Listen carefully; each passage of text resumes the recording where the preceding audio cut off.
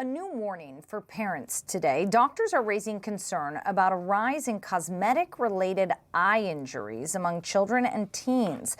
Researchers say the increase is being driven by beauty products and styling tools, with experts urging families to talk to kids about safety surrounding these products. Dr. Madeleine Gagnon, founder of Pulse Teen Mentoring and a pediatrician at Gillette Children's Hospital, joins me now. Maddie, always a pleasure to see you.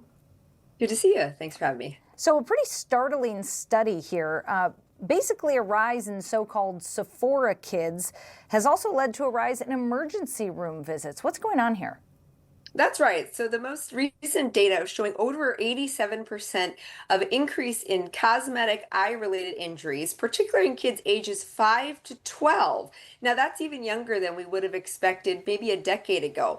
And so I think the goal here isn't to raise alarm and pull back necessarily on our kids and their cosmetic access, but really to educate our parents who can educate their kids on how best to use these different tools. And there's certain products where we're seeing this most. Okay, we'll get to that. What types of injuries are we talking about? Are we talking about like eye scratches, chemical irritation, burns?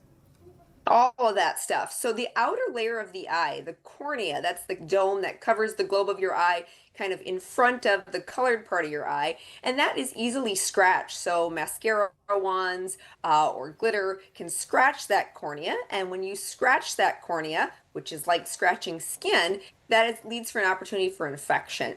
We also are seeing chemical burns. We're seeing, glue-related products that are removing natural lashes. We're seeing allergic reactions and redness. So really a myriad of things that can interrupt either temporarily or permanently, if the injury is significant, your kid's vision. What types of products are we talking about here? Well, the most involved product where we're seeing the most ocular or eye-related injuries are skincare products.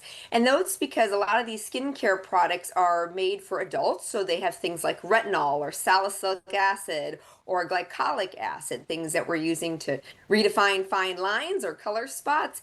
And if that gets into the pediatric eye, that can cause redness and burning and chemical irritation. So my largest kind of word of wisdom is to use caution around skincare products, because a lot of those ingredients the pediatric skin just doesn't need yet. Certainly if you're under the care of a dermatologist for your acne, for example, as a preteen or teen, different story. Follow their guidance. The other key products we're seeing is the mascara and eyeliner, certainly because of their close proximity of instrumentation and brushes near the eye or lids, and that can cause scratching or redness or irritation. There we want to make sure not only how to teach our kids how to properly apply that if they're going to use it, but make sure, one, they're not sharing with friends for bacterial reasons, and number two, that they're getting new brushes or new liners every 3 months. Number three, fake eyelashes. We see a lot of trouble in the fake eyelash area. We used to see that only around the Halloween time. Now we're seeing that more, all year, not seasonal. And that's because that glue that you apply, the fake eyelashes, even if you're using the magnetic adhesives, can cause severe allergic reaction to the skin or get into the globe of the eye and cause redness. And of course, if you're not using, or kids don't know how to use the proper adhesive remover to remove the fake eyelash, you can then detach or remove the natural eyelashes. Number four, glitter. If you're going to use glitter, or your kid's going to use glitter on their eyelids, we encourage it to be cosmetic glitter. Often folks will mix their cosmetics with their craft glitter. And craft glitter is just larger and more abrasive, and certainly has a larger tendency to scratch the globe of the eye and cause irritation and redness. And lastly, cosmetic contact lenses, the colorful contact lenses to make your eyes look different colors. Again, we used to see those seasonally around Halloween as well. Now we're seeing that much more prevalently with the rise of influencers in the beauty industry, and teaching kids, of course, how to properly take contact lenses in and out. And if they haven't been properly fit or prescribed these contact lenses, that can put unnecessary pressure and potential injury to the globe of the eye. Okay, you mentioned these beauty influencers. The study says that they believe that social media is really leading to this increase in emergency room visits as these kids are watching beauty influencers online. I mean, what is this about? I mean, talk to me about this trend that you're seeing with beauty influencers. I'm amazed to hear all the things you say they're using, and we're talking about kids from 5 to 12. I mean, goodness, I have a hard time putting on a fake eyelash. I'm impressed that an 8-year-old can do it, but they have good skills. Hand-eye coordination is strong in the kid world. But I will tell you this, the rise of influencers, is all over social media. And we've talked about social media on prior occasions. The influence is there on cosmetics and a lot more. So it's always important to know what your kid is watching. So being aware if they are on YouTube or TikTok or Instagram, knowing what they are watching, because then you'll be up to speed on if the content's appropriate for their age, if the content's safe, and how the content is impacting what is landing with them. So certainly, if they're watching beauty influencers, really talking to your child too about realistic goals about beauty and cosmetics, because I think this world is also largely driven, as we know, by AI, mixed with influencer culture. So talking to our kids about what's real and what's not real, and what's safe and not safe for them, and if they're going to use a beauty product, how to use beauty products safely. Are there products that you would tell parents to ban completely or insist that they be used only under parental supervision? I always think moderation and communication is the name of any game. That's how I'll answer most parenting questions, because I think that's where the power lies. But of that list of products I rattled off, which most cause the injuries, I would come back to the skincare products, the ones specifically that have retinols or salicylic acid or glycolic acid. Retinol in particular, or glycolic acid, these are products that really no kid, teen, or preteen really would be needing at this stage of the game. There are not these fine lines, sunspots, and wrinkles. They're just not having to worry about that just yet at this stage.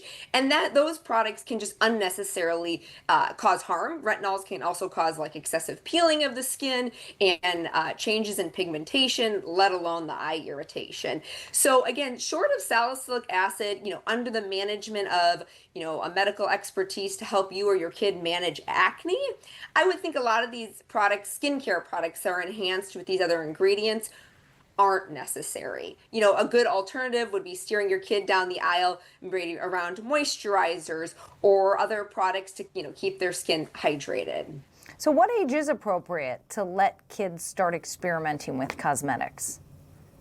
I grew up in a home where my mother sold beauty products. So, I'm biased in the sense that I don't think it's about the beauty product itself, or that's dangerous. I want to be careful of the messaging, because sometimes as parents come down harsh, I'm not going to let you use mascara till you're 13, that's a family value decision. But at the same point, when we strictly banned things around our kids and don't have just dialogue and conversation and they understand our why, you can see then kids, sneaking at their friend's house and using mascara and using it incorrectly, for example. So I think it's all about every parent talking to their child about what their child's interested in, why they're interested in this, where they see this, what about them is intriguing to them, and then how to educate them on what's the right choice and what's the right age to use it. For example, I have heard parents say, hey, sure, on the weekends, if you'd like to use some, blush or lipstick,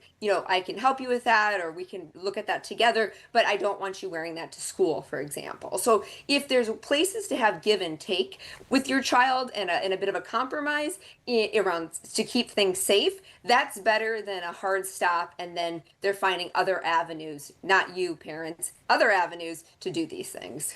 How can parents balance letting their kids experiment and then keeping them safe? I think it's really about communication, talking to them. You'll notice this because you'll notice it from your checkbook or your pocketbook of them spending more money. I do get that question a lot around these products at specific beauty stores are really pricey. So you'll see a kid's piqued interest in this, or you'll see their Christmas list or birthday list changed of what they're asking for. I think it's a good opportunity, instead of saying, you don't need that, or why would you want that, to say, oh, interesting. Where's that coming from? Because it may also be coming from peer pressure. It may be coming from friends. That may lead you to a different area. Oh, you're feeling excluded because you're not using these beauty products by this group of friends. What's that all about? So this can be a great doorway or bridge into other aspects of your kiddo's life.